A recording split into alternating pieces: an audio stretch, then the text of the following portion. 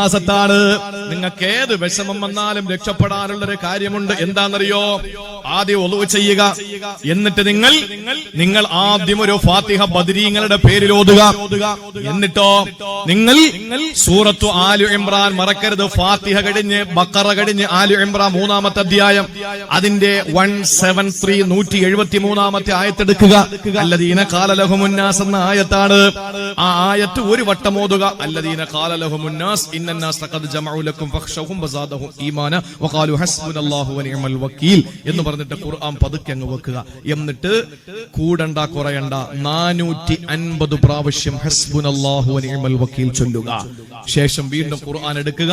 അതിന്റെ തൊട്ടടുത്തുള്ള ഫൻഖലബു ബിനിഅമത്തി മിനല്ലാഹി വഫളൽ എന്ന് പറയുന്ന ആ ആയത്ത് 3 പ്രാവശ്യം ഓതി നിങ്ങളുടെ നെഞ്ചിലേക്കൊന്ന് ഊതിക്കോ.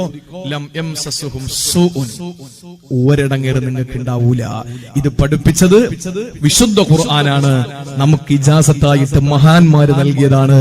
അനുഭവസ്ഥനാണ് ഞാൻ, എന്റെ പ്രിയപ്പെട്ട സഹോദരങ്ങളെ.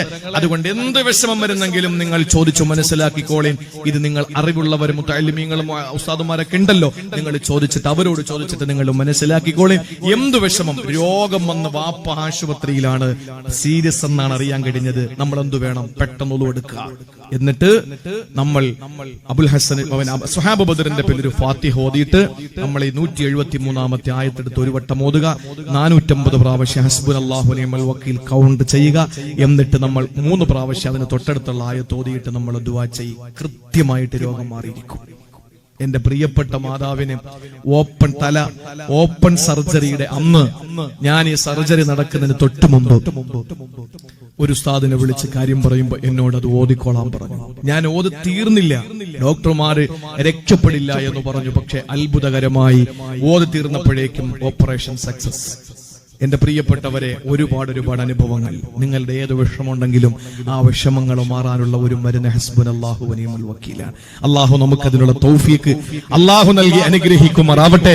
അള്ളാഹു നമുക്ക് എല്ലാ സൗഭാഗ്യങ്ങളും അതുവഴി അള്ളാഹു നൽകി അനുഗ്രഹിക്കുമാറാവട്ടെ.